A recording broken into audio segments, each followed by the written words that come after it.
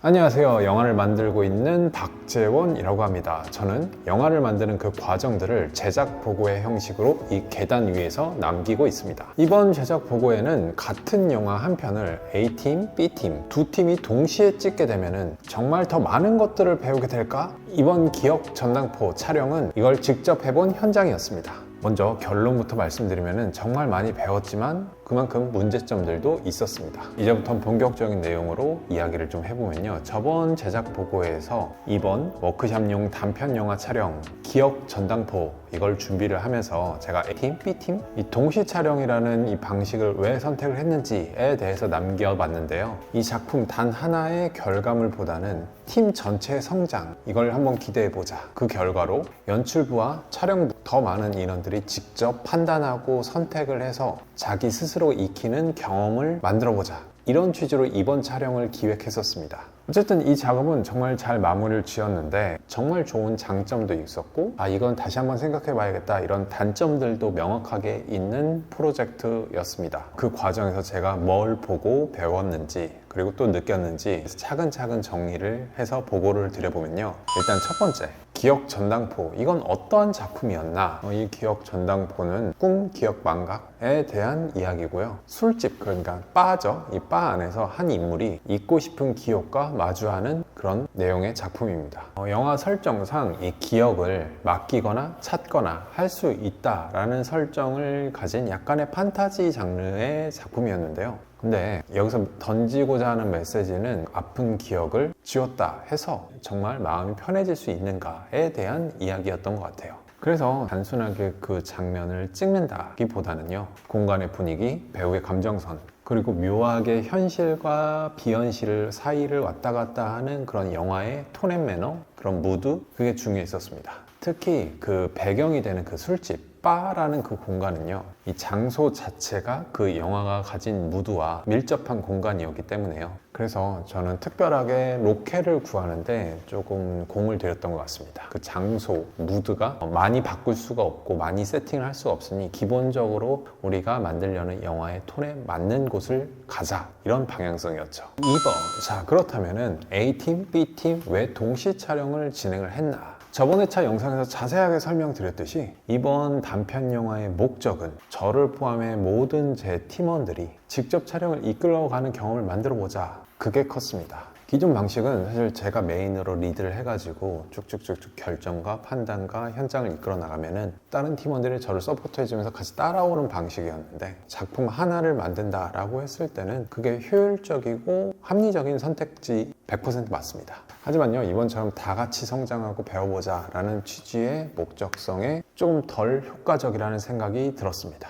특히 저희 팀에서는 저 말고 다른 연출 친구들이 굉장히 많이 있기도 하고, 또 한두 달 내에 개인 작품들을 준비를 하고 있는 친구들도 꽤 있어요. 그런 친구들이 단순하게 제가 진행하는 거를 어깨 넘어서 본다, 배운다, 그런 것도 물론 좋지만 직접 결정하고 선택하고 판단하고 결과물까지 눈앞으로 만들어 보는 그런 경험치가 더 효과적이다라고 저는 판단이 됐던 것 같아요. 그래서 A팀은 정석대로 제가 그냥 리드를 하고, B팀은 그런 연출진 친구들을 한 팀으로 묶어서 자기들만의 해석과 판단으로 하나의 동일한 내용, 같은 알맹이를 A팀, B팀 다르게 찍는 방식을 선택을 했던 것 같습니다. 쉽게 생각하면 같은 영화가 A 버전, B 버전 두 가지 버전으로 나온다라고 생각을 하시면 쉬울 것 같아요. 3번, 실제 현장에서 가장 좋았던 점. 이렇게 촬영을 해보니까 장점은 분명하게 있었습니다. 그건 바로 다른 연출자 친구들이 제가 생각하지 못했던, 아니 생각 안 했던 구도와 샷, 그리고 연출적인 선택들을 실제로 많이 선택을 해서 그게 제 눈앞에서 구현이 됐다라는 거죠. 이건 정말 저한테 의미가 컸습니다. 왜냐면은 제가 리드를 하게 되면은 저는 이거는 이렇게 찍어야겠다 라는 계산과 판단이 머릿속에 쓰는데, 그걸 B팀이 선택을 하는 이야기도 듣고 판단 과정들도 직접 보기도 하고, 또 그들이 찍어낸 결과물도 비교를 해서 보면은 이 장면은 내가 선택한 꼭 이 방식대로 찍어야 될 필요가 없구나, 다른 감정선과 다른 리듬, 템포, 그런 촬영이 충분히 가능하구나, 그걸 현장에서 바로바로 느끼고 배워나갔습니다. 그 부분은 현장도 현장이지만 후반 작업에서 정말 많이 느꼈던 것 같아요. 물론 지금 완전 후반 작업이 다 끝났다 이건 아니지만 이제 시작 단계에서 영상들을 모니터를 다 싹 다 했거든요. 같은 배우, 같은 공간, 같은 상황임에도 불구하고 카메라의 구도, 카메라 워킹, 연출자의 중점을 둔 포인트, 그걸로 인해서 컷들이 달라지니까 그 장면, 그 순간이 영화에 담길 때 굉장히 많이 다르게 느껴지고 인상 자체가 꽤나 다르게 보였습니다. 그런 과정들에서 이런 새로운 시도가 단순하게 팀원들을 위한 배려가 아니라 나 스스로도 굉장히 많이 배울 수 있는 그 과정이다 라는 그런 큰 의미가 있는 프로젝트였다 라고 다시 한번 확신이 생겼었죠. 결국 이런 방식의 가장 큰 장점은요, 내가 선택하지 않았던, 아니 선택하지 않을 것 같았던 그런 선택지들의 제 눈앞의 결과물로 보게 되었다라는 거죠. 4번. 근데요, 분명한 단점도 있었습니다. 가장 큰 단점은요, 사실 어느 정도 예상은 했던 건데 훨씬 더 크고 직접적인 문제들이었습니다. 그건 바로 시간 딜레이 문제였죠. 연출자가 2명이고 A팀, B팀이 나눠져 있다 보니까요, 각자 찍고 싶은 포인트가 다를 거잖아요. 당연하게 카메라 위치에 대한 의견 교환과 조율의 시간이 조금 필요했습니다. 단순하게 앵글을 침범한다 이게 아니라 A팀은 어떤 구도가 필요하다, 근데 B팀은 인물이 감정선이 더 중요하다, 이런 판단의 요소도 굉장히 많이 갈렸습니다. 그렇게 되면은 결국 그 같은 내용, 같은 알맹이를 공유를 하면서도 촬영의 우선순위가 달라져 버리는 경험이 있었죠. 그것들을 실제 현장에서 조율을 해나가는데 시간들이 조금씩 걸렸습니다. 제가 처음 생각했던 것보다 같이 만든다 라는 건 단순하게 인원을 나눠서 운영을 한다 라기보다는 결정의 시간이 2배가 된다, 이거와 마찬가지였더라고요. 이건 정말 확실한 단점이었고 이 프로젝트의 그 태생적인 한계점이었던 것 같습니다. 5번. 그래서 현장에서는 이걸 어떻게 해결을 했나? 그래서 사실 현장에서 중간에 이런 생각이 들었어요. 그냥 이렇게 시간을 흘려보내면 절대 촬영을 완료할 수 없겠구나, 시간 안에. 그런 생각이 드니까 제가 현장에서 즉흥으로 제안을 한 거는 시간 리밋을 두는 방식이었습니다. 그냥 제한 시간을 알람처럼 설정을 해두는 거였죠. 한 컷에 10분이면 10분 제작부 멤버에게 그 타이머를 부탁을 했고요. 그 시간 안에 자유롭게 A팀은 A팀대로, B팀은 B팀대로 각자 자기들이 원하는 연출, 촬영, 그거를 끝내는 방식으로 갔습니다. 생각보다 이게 괜찮았습니다. 왜냐면요, 시간 제한이 딱딱딱 다 있으니까요, 그 시간 안에 본인들이 해야 하는 그 선택들이 좀 더 명확해지고 되게 명쾌해졌습니다. 무한정 시간을 가지면서 계속 회의하고 이야기를 하고 더 좋은 걸 찾고 싶고 계속 더 찍고 싶고 계속 욕심이 생기거든요. 사람 욕심은 끝이 없어요. 근데 시간이 정해지고 끝마쳐야 하는 시간도 다가오는 거를 느끼고 있으니까 그 안에 우리가 정말로 진짜 이 영화에 필요한 게 무엇인가를 계속 빠르게 핵심을 정리를 하는 것 같았습니다. 그래서 결과적으로 그 시간 제한이 현장에서 늘어졌던 그 흐름, 시간들을 굉장히 빠르게 땡겨오는 그런 장치 역할을 했던 것 같습니다. 저는요, 오히려 이 부분도 굉장히 좋은 공부 포인트라고 생각이 들었어요.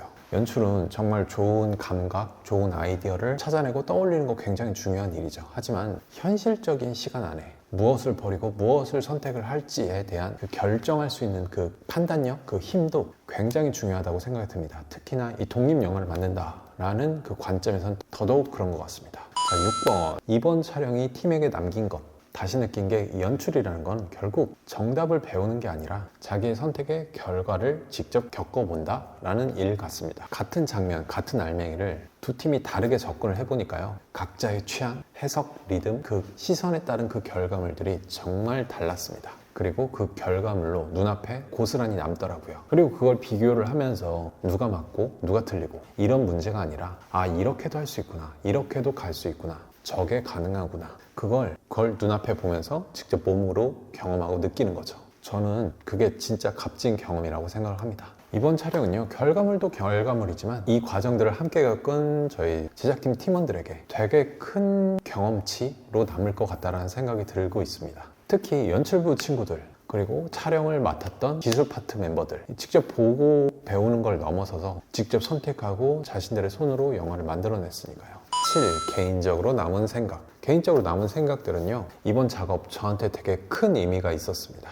왜냐면 저는 기본적으로 빠르게 결정하고 원하는 결과물을 딱 만들어낸 다음에 현장을 빠르게 진행을 하는 그런 특성을 가지고 있습니다. 하지만 이번 프로젝트에서는 그 방식이 무조건 정답이 아니다라는 거를 다시 한번 깨닫게 됐죠. 혼자 잘하는 것과 같이 성장할 수 있는 구조와 시스템을 만드는 것, 이건 정말 다른 문제구나 라는 거를 뼈저리게 느꼈던 것 같아요. 그리고 앞으로도 계속 고민을 할 것 같습니다. 효율과 성장, 완성과 경험, 결정과 과정. 이번 기억 전당포 촬영은 그 줄타기를 계속 왔다 갔다 했던 이런 프로젝트였던 것 같습니다. 파일 마무리. 결론적으로 총평을 해보면은 이번 기억 전당포 단편 영화 촬영은 효율적이진 않았습니다. 분명하게 시간은 더 걸렸고 불필요한 조율이 많이 필요했고 되게 부가적인 중간 과정들이 생겨났죠. 하지만 그만큼 동시에 거기서 정말 많이 배웠고 그만큼 새로운 결과물도 직접 받아봤고 그것들을 직접 경험한 시간이었던 것 같습니다.